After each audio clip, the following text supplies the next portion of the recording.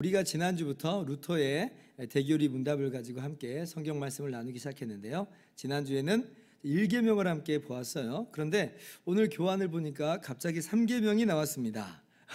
이게 어떻게 된 것인지 잠깐 설명할 필요가 있을 것 같아요. 여러분도 아시다시피 전 세계 기독교는요, 크게 세 부분으로 나눠져 있습니다. 1054년 교회 분열로 인해서 동방교회와 서방교회 이렇게 나눠졌죠. 그 동방교회가 오늘날 우리가 동방정교회다 이렇게 부르는 그 교회입니다. 그리고 이제 서방교회는 다시 한번 이제 1517년에 종교개혁을 통해서 로마 카톨릭과 그리고 우리 개신교로 나누어졌어요. 그래서 크게 3등분이라 함은 동방종교회, 또 로마 카톨릭 천주교회요, 그리고 우리 개신교, 이렇게 세 부분으로 우리가 이해를 할 수가 있어요. 그런데 이제 개신교는 또 어때요? 그 안에 다양한 교파들이 이제 자리 잡고 있죠. 종교개혁 당시만 해도 크게 세 가지 주요한 교파를 우리가 알 필요가 있는데, 루터의 노선을 따르는 루터파가 있고, 그리고 이제 영국의 종교개혁의 결과물인 성공회가 있죠. 우리가 영국 성공회다라고 부르는데 그냥 성공회라고 부르는 게 좋습니다. 그리고 이제 칼빈의 노선을 따르는 우리 개혁파 장로교가 이렇게 있어요. 제가 왜 이 설명을 드리냐면, 십계명을 구분할 때 각 교파마다 약간씩 차이가 난다는 걸 제가 말씀드리려고 지금 제가 이 이야기를 꺼낸 겁니다. 신명기 4장 13절을 먼저 좀 볼까요? 제가 읽을게요. 여호와께서 그의 언약을 너희에게 반포하시고 너희에게 지키라 명령하셨으니 곧 십계명이며 두 돌판에 친히 쓰신 것이라. 하나님께서 이스라엘 백성을 출애굽시키시고 시내산에서 친히 만나주시면서 하나님께서 십계명을 반포하시잖아요. 그리고 그 십계명을 두 돌판에 써서 이스라엘 백성에게 모세를 통해서 주십니다. 근데 이제 분명히 십계명이라고 하신 거예요. 십계명이다. 10가지라고 한 겁니다. 그러니까 10개가 맞아요. 10개는 맞아요. 이거는 틀림없는 사실입니다. 그런데 이제 하나님께서 그 십계명을 주셨을 때 제1계명, 제2계명 이렇게는 주신 게 아니에요. 이렇게 기록은 안 하셨어요. 그냥 십계명을 주신다라고 하시면서 쭉 다 말씀하신 거예요. 이제 그래서 이 십계명을 어떻게 이해를 하냐면, 제일 처음에는 우리가 지금 이해하는 것처럼 유대교도 다 포함해서 구약 성경은 유대교가 구약 성경은 우리하고 똑같은 구약 성경 가지고 있거든요. 그러니까 이 구약 성경을 공유하는 유대교는 물론이고 또 모든 교회가 다 지금 우리가 분류하는 것처럼, 우리 장로교가 분류하는 것처럼 십계명을 이렇게 분류한 것으로 보여요. 그런데 이제 서방교회 측에서 아직 이제 1054년 분열되기 이전부터 이 서방 측에 있는 교회들은 좀 분류를 다르게 하기 시작합니다. AD 한 4세기, 5세기경에 어떻게 분류를 하냐면, 우리가 지금 1계명, 2계명이라고 하는 걸 묶어요. 그래서 그것을 제1계명이다 이제 그렇게 얘기하고, 우리가 지금 3계명, 너는 내 하나님 여호와의 이름을 망령되이 부르지 말라 라고 하는 것을 이제 2계명으로 한 거예요. 그 서방 측에 있는 교회들이. 그리고 이제 제일 마지막 10번째 계명, 탐내지 말라잖아요. 그것을 또 2개로 나눠가지고 9계명, 10계명에서 어떻게 하든 10개는 맞춰야 되니까 그렇게 해서 10개로 짝을 맞춰요. 그러한 전통이 오늘날까지 로마 카톨릭으로 이어져 내려옵니다. 로마 카톨릭은 1계명하고 2계명을 묶어놨어요. 그리고 마지막 10번째 계명을 9계명하고 10계명으로 이제 분리를 시킨 겁니다. 루터가 종교개혁을 일으켰는데, 그런데 이제 당시 로마 카톨릭의 십계명 분류를 그냥 그대로 받아들인 거예요. 그대로 그냥 받아들여서 대교리 문답을 쓴 겁니다. 그런데 이제 성공회나 우리 장로교는 그대로 받아들이지 않아요. 다시 예전처럼 원래대로 복귀를 하는 겁니다. 그래서 우리는 1계명과 2계명이 나눠져 있죠. 그리고 탐내지 말라는 원래 그대로 그냥 하나로 10번째 계명으로 한 것입니다. 그래서 이제 그 루터가 대교리 문답을 쓰고 있고, 우리가 그것을 이제 기반으로 말씀을 나누고 있는데, 대교리 문답에는 2계명 이렇게 써 있어요. 오늘 말씀이 2계명. 그런데 이제 루터도 좀 어색함을 좀 느꼈나 봐요. 그래서 다른 계명들은 다 하나씩 설교하거든요. 하나씩 설교하는데, 근데 이제 이 로마 카톨릭의 분류법인 9계명하고 10계명, 탐내지 말지니라는 9계명 따로 10계명 따로 이렇게 하지 않아요. 그냥 탐내지 말라라고 하는 하나로도 설명을 합니다. 그래서 루터의 십계명 설교는 10개가 아니에요. 9개입니다. 9개. 그러니까 뭔가 좀 스스로 생각하기에도 약간 이거는 좀 어색스럽다 아마 그런 것이 아니었나 싶습니다. 그런데 이제 뭐 루터는 이제 그렇게 생각을 한 것이고, 우리 교회는 개혁주의 장로교고 루터의 분류법을 따르진 않으니까요. 그래서 루터가 지금 이계명이라고 써 놓았지만 우리 교환에는, 제가 여러분 드린 교환에는 우리식대로 3계명으로 이렇게 써 놓았습니다. 앞으로도 계속 우리식대로 변경할 거예요. 숫자가 안 맞아요. 책하고는 안 맞을 텐데, 그러나 제가 원래 우리식대로 변경해서 기재하는 것을 여러분이 그렇게 참고하시면 되겠습니다. 참고적으로 이렇게 이제 로마 가톨릭하고 루터교 빼고는요, 전 세계에 있는 모든 교회들은 우리가 하는 것처럼 십계명을 분류를 합니다. 여러분이 그건 참고로 그렇게 아시면 되겠습니다. 그러면 오늘 본격적으로 말씀을 함께 살펴보도록 하죠. 자, 제3계명 출애굽기 20장 7절 말씀이죠. 상반절만 같이 한번 읽어봅시다. 시작.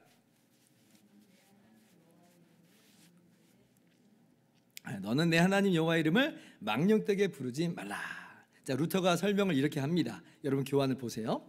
첫째 계명에서 바른 마음과 바른 믿음이 무엇인지 가르쳤습니다. 이제 셋째 계명입니다. 이 계명은 이제 외적인 곳으로 인도합니다. 즉 우리의 입술과 혀가 하나님께 합당한 자리에 위치하도록 가르칩니다. 왜냐하면 마음으로 시작하여 밖으로 드러나는 가장 첫째 되는 관문이 말이기 때문입니다. 지금 이 제3계명을 1계명하고 떨어뜨려서 별다른 계명으로 지금 설명하지 않는다는 겁니다. 이 3계명은 1계명의 연장성산에서 이해를 해야 된다라고 하는 거죠. 쉽게 말하면 1계명은 내용이라고 한다면 3계명은 형식이라고 하는 거예요. 1계명이 뭐였어요? 그 의미가 뭐라고 그랬어요? 오직 하나님께만 매달리며 오직 하나님만을 신뢰하며 오직 그리스도 안에서 은혜로우신 하나님만을 의지하는 것, 이게 1계명이었잖아요. 다른 것에 기대고 다른 것에 우리의 마음을 붙들어 놓으면 그게 우상이라고 했잖아요. 그러면 이제 그렇게 오직 하나님께만 매달리는, 하나님의 은혜와 자비만을 의지하는 우리들에게 합당한 입술이 뭐냐라고 하는 거죠. 거기에 걸맞는 입술을 갖는 것이 올바르다라고 하는 거예요. 그것이 3계명의 의미다라고 하는 거죠. 그러면 자, 하나님의 이름을 망령되게 부르는 것은 무엇일까요? 자, 루터는요 간단하게 이렇게 설명할 수 있다고 이야기를 합니다. 2번 보세요. 한번 같이 읽어볼까요? 시작. 하나님의 이름을 오용한다는 것은 매사에 거짓과 악한 습관을 일삼는 것을 말합니다. 입으로는 하나님을 주님 이렇게 부르는데 분명히 하나님만을 의지한다, 오직 하나님의 자비만을 의지한다라고 해놓고, 근데 삶을 보면 전혀 그렇지 않은 오히려 거짓과 악한 습관을 일삼는 것, 이것이 바로 대표적으로 하나님의 이름을 망령되게 부르는 것이다, 이렇게 얘기를 해요. 여러분 우리가 소위 이름에 먹칠을 한다라고 하는 표현을 쓰죠. 여러분 많이 들어보셨죠? 이름에 먹칠을 한다. 제가 이런 글을 읽어본 적이 있습니다. 고대의 헬라 제국, 대제국을 이룬 알렉산더 대왕 있잖아요. 근데 그 알렉산더 대왕의 어떤 그 일화예요.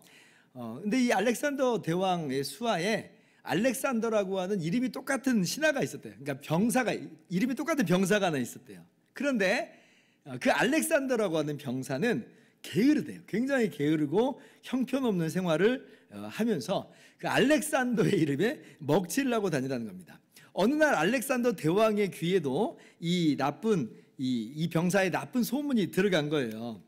그러니까 이 병사 때문에 자기랑 이름이 똑같으니까 알렉산더라고 하는 이름이 땅에 떨어지는 웃음꼴이 되고 있다는 겁니다. 이 병사가 잘못할 때마다 다른 병사들이 아우 알렉산더 당신은 뭐 졸장부 같네 이렇게 얘기하니까, 아니 애꿎은 알렉산더 대왕의 이름까지 우습게 여겨지는 거예요. 그래서 알렉산더 대왕이 이 사실을 도저히 참지 못하고 이 병사가 있는 막사로 찾아갔답니다. 그때도 근데 뭐 아니나 다를까 기강이 풀어져가지고 술 취해가지고 바닥에 뻗어 있는데 지금 그를 보게 된 거예요. 근데 이제 대왕이 왔으니까 병사가 화들짝 놀라가지고 놀란 토끼는 이래서 일어나 이제 경례를 하는 겁니다. 그때 이 병사에게, 알렉산더라고 하는 병사에게 알렉산더 대왕이 남긴 유명한 말이 있어요. 자네 이름이 알렉산더라지? 나하고 이름이 똑같군. 그러면 이제 두 가지 중 하나를 택하라. 자네 이름을 바꾸든지 아니면 자네의 생활 태도를 바꾸도록 하라. 그래서 그 이름에 오욕을 씻으라, 이렇게 이야기를 했다는 거예요. 되게 의미심장하죠. 그 이름의 오욕을 씻으라. 그 이름에 걸맞게 행동하라는 거죠. 여러분, 우리 예수님을 믿는 성도에게 얼마나 위대한 이름, 얼마나 고귀한 이름이 주어졌는지를 우리가 좀 알 필요가 있어요. 사도행전 11장 26절, 초대교회 때 안디옥 교회가 이제 막 세워졌을 때 이야기입니다. 만남에 안디옥에 데리고 와서 바나바가 바울을 지금 데리고 온 거죠. 안디옥에 데리고 와서 둘이 교회에 1년간 모여 있어 큰 무리를 가르쳤고, 제자들이 안디옥에서 비로소 그리스도인이라 일컬음을 받게 되었더라. 제자들이 비로소 그리스도인이다라고 하는 일컬음을 받았어요. 물론 이제 안 믿는 사람들에게는 좀 비아냥 섞인 그런 말이었겠죠. 처음에는 맨날 그리스도, 예수님 이러니까 그렇게 뭐 그리스도인이라고 좀 놀리듯이 얘기를 한 것처럼 보여요. 그러나 우리 믿는 사람에게는 이 이름이 얼마나 영광스러운 이름이고 얼마나 고귀한 이름이 되는지 몰라요. 내가 그리스도인이다. 그리스도께 속한 사람이다. 우리의 삶에 그리스도의 이름이 새겨지는 거예요. 얼마나 정말 위대한, 얼마나 놀라운 일이에요. 전에는 우리가 죄와 허물로 죽었던 사람들이고 본질상 진노의 자녀였는데, 이제는 그리스도께서 우리의 중보자가 되시고 그렇게 주님과 우리가 하나가 되었다. 그리스도인이다. 내가 그리스도께 속한 자가 되었다. 그런데 보세요. 그렇게 그리스도께 속한 자가 되었음에도 불구하고 그리스도께 속한 사람답게 살지 못하고 오히려 매사에 거짓과 악한 습관을 따라 산다면 어떻게 되겠어요? 누가 욕을 먹겠어요? 누구의 이름이 먹칠을 지금 당하는 거예요? 예수님의 이름이 우습게 여겨지는 건 아니겠습니까? 주님께서 욕 먹겠죠. 우리가 우리 삶 속에서 그 하나하나의 케이스를 다 될 수는 없겠지만 우리 스스로가 잘 알 것입니다. 나의 어떤 행동이, 나의 어떠한 언어 생활이 주님의 이름에 먹칠을 하는가, 이거 알기 어렵지 않아요. 우리 다 알고 있는 바예요. 스스로가 특별히 알고 있는 바예요. 우리의 삶을 돌아볼 수 있기를 바랍니다. 자, 특별히 근데 우리가 여기서 주의해야 될 거 하나가 더 있습니다. 이게 뭐냐면, 자, 하나님의 이름을 부르면서 거짓 맹세하는 것. 이것은 아주 직접적으로 여호와 하나님의 이름을 망령되게 부르는 겁니다. 다른 것들도 다 여호와 하나님의 이름을 망령되게 하는 건데, 아예 직접적으로 하나님의 이름으로 거짓 맹세하는 것은 이건 명백한 하나님의 이름을 망령되게 부르는 것이다, 일컫는 것이다 라고 하는 거죠. 레위기 19장 12절입니다. 같이 읽어볼까요? 시작.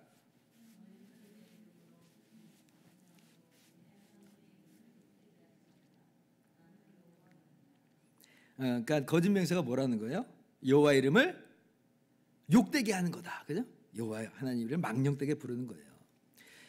법정에서 하나님의 이름으로 맹세해놓고 거짓 증언을 한다면 그것은 위증죄로서 완전 중죄입니다. 근데 무엇보다도 하나님의 이름으로 맹세했는데 위증을 해요?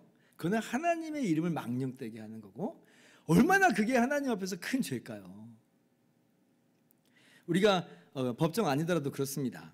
일상생활에서 하나님의 이름 걸고 맹세해, 이런 경우들이 주로 더러 있어요. 하나님 이름으로 맹세해, 하나님 이름 걸고 맹세해.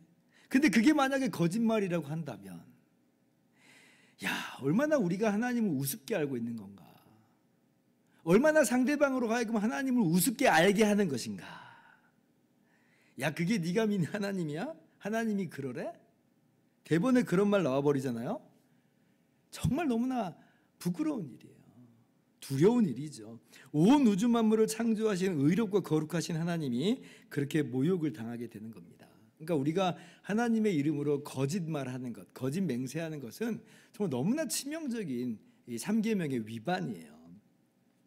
자, 루터가 이렇게 이야기합니다. 3번 보세요. 우리가 다 알고 있듯이 거짓말과 속임수는 그 자체로 이미 큰 죄입니다. 그죠? 그런데 그 악한 일에 하나님의 이름을 들먹이며 정당화시키고 설득하고 거기에 두터운 망토까지 덧입히려고 한다면 죄의 무게는 더욱 가중됩니다. 그러니까 하나님의 이름으로 거짓 맹세하는 것은 거짓말이라고 하는, 안 그래도 크고 두려운 죄에 두터운 죄의 망토를 덧입히는 가증한 죄라고 하는 거예요. 죄에 죄를 더하는 거죠. 뼈를 때리는 말입니다. 뼈를 때리는 말이에요. 목사님, 하나님의 이름으로 거짓 맹세를 하지 말아야 되는 것 수준이 아니라 아예 맹세 자체를 하지 말아야 되는 거 아니에요? 예수님께서 맹세하지 말라고 하셨잖아요. 성경 신약 성경에 다른 곳 보면은 맹세하지 말라고 말씀하셨는데 맹세를 안 하면 되는 거 아닙니까? 예, 맞아요. 아예 맹세하지 않는 것이 훨씬 더 지혜롭습니다. 그런데 그거는요, 아예 우리가 그런 맹세를 하지 말아야 되는 거냐?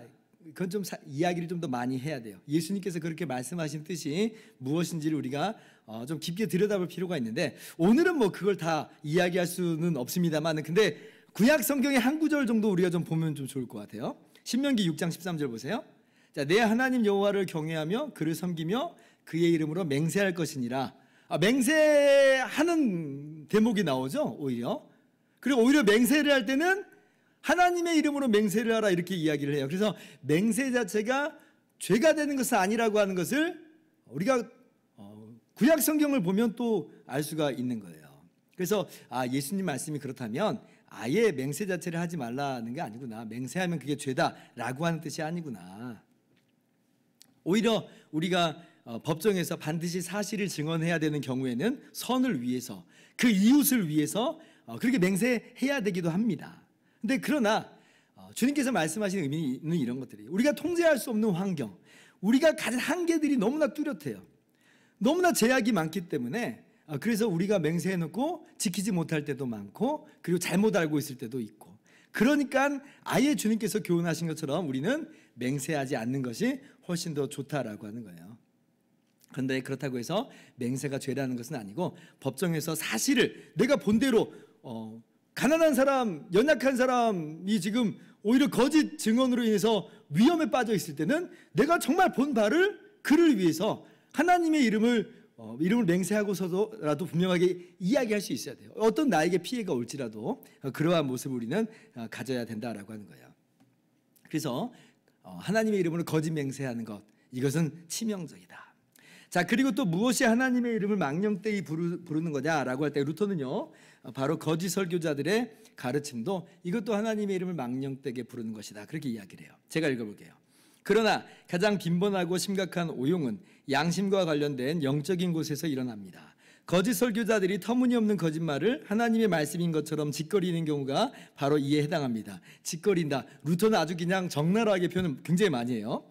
이 모든 것은 자기를 자랑하려고 하나님의 이름을 장신구 정도로 여기는 것입니다. 아니면 자기 주장을 관철시키기 위해서 멋지게 치장하는 겁니다. 대놓고 진리와 하나님의 말씀을 흉보고 하나님의 일을 악마의 일로 치부해버린 사람들입니다. 이런 자들에 대해서는 더 이상 논할 가치조차 없습니다. 이건 특별히 이제 설교자들이 새겨들어야 되는 부분이죠.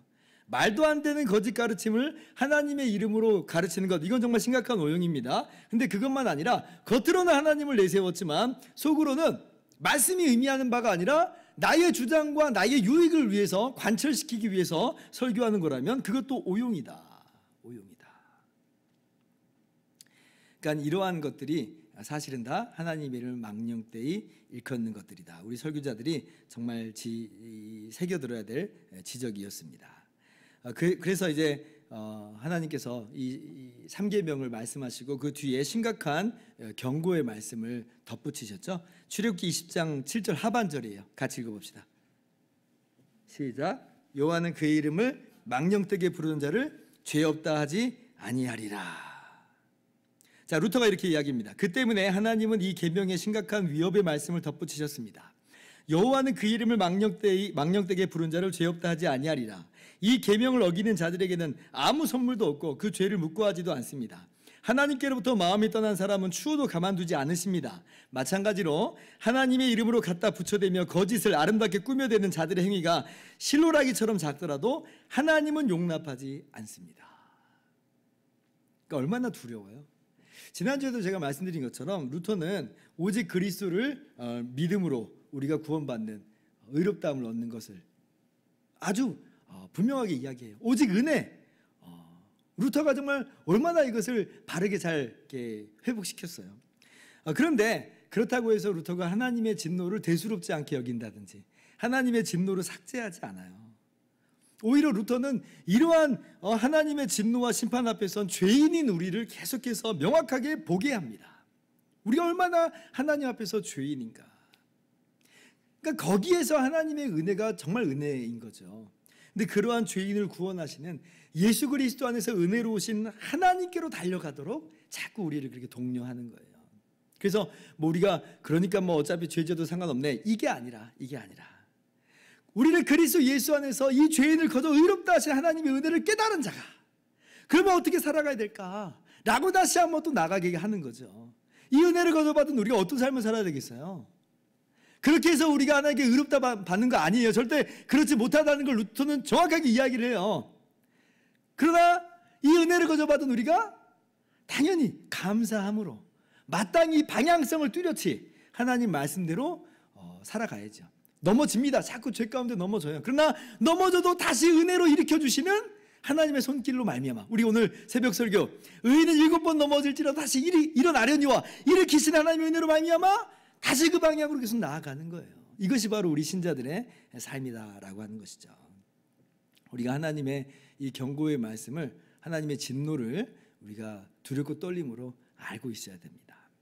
자, 그래서 이제 이 3계명의 의미를 다시 한번 루터가 명확하게 설명을 하죠. 6번 같이 읽어볼까요? 시작. 거짓말이나 자기 주장을 정당화하기 위해 하나님의 이름을 끌어다 쓰지 말고 저주하고 맹세하고 주문으로 사용하는 듯 맞지도 않는 곳에 사용하거나 악한 일을 꾸미고 계획하고 맹세하는 일에 사용하지 말라는 것입니다. 자, 이렇게 해서 우리가 3계명의 말씀을 지켜나가는 거예요. 그런데 단순히 이제 하나님의 이름을 망령되게 부르지 말라라고 하는 이게 부정명령형이잖아요. 근데 부정령이라고 해서 그것만 보지 말라고 이야기합니다. 하나님의 이름을 그러면 바르게 사용하는 것은 무엇인가? 이것을 또 함께 나가게 해요. 우리 개혁파 장로교도 똑같아요.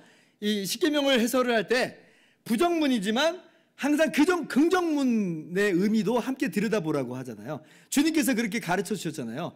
사랑하라라고 하는 긍정문으로 십계명을 그 본질을 해석하셨잖아요.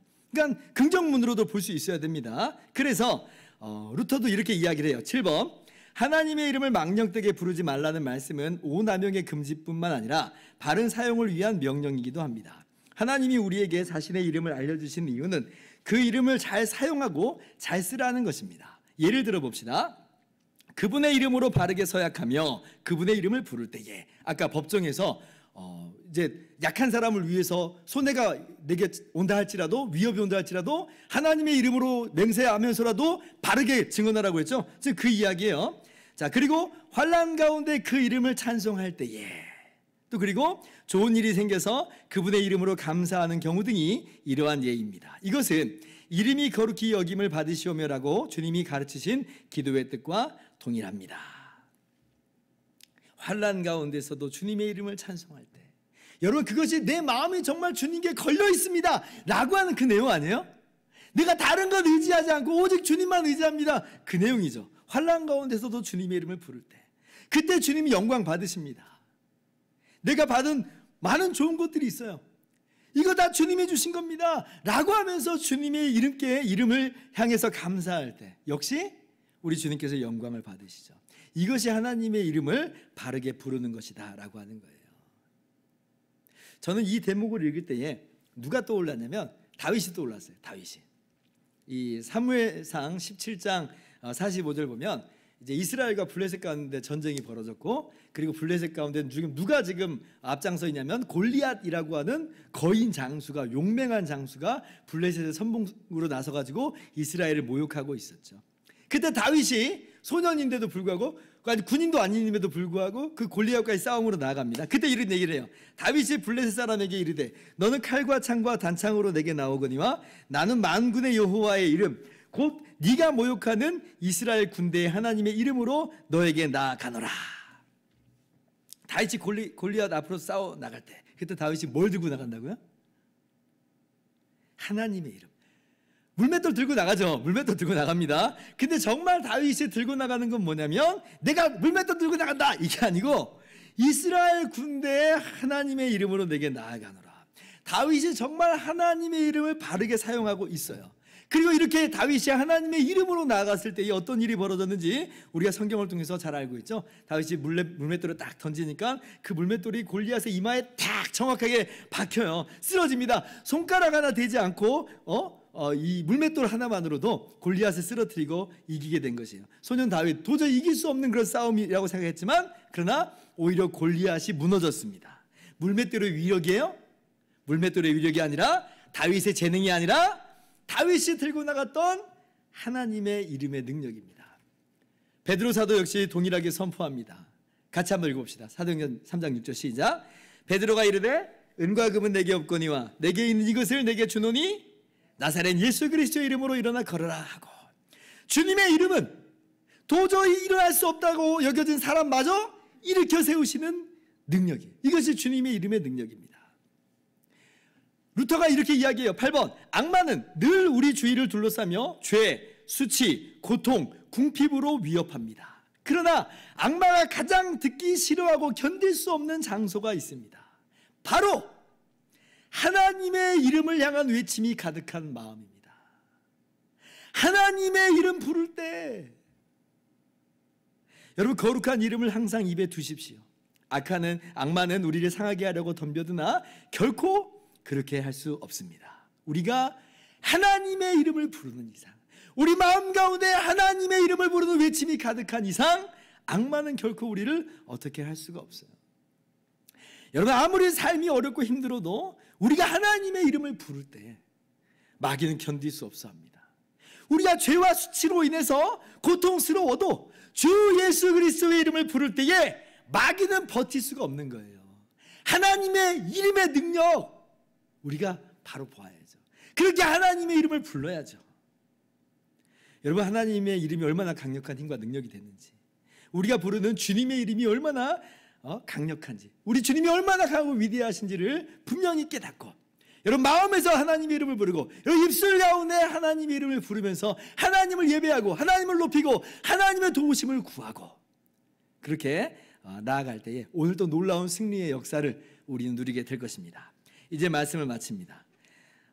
루터가 이렇게 결론을 내린 것을 함께 읽고 마쳤으면 좋겠어요. 다시 한번 읽어볼까요? 시작.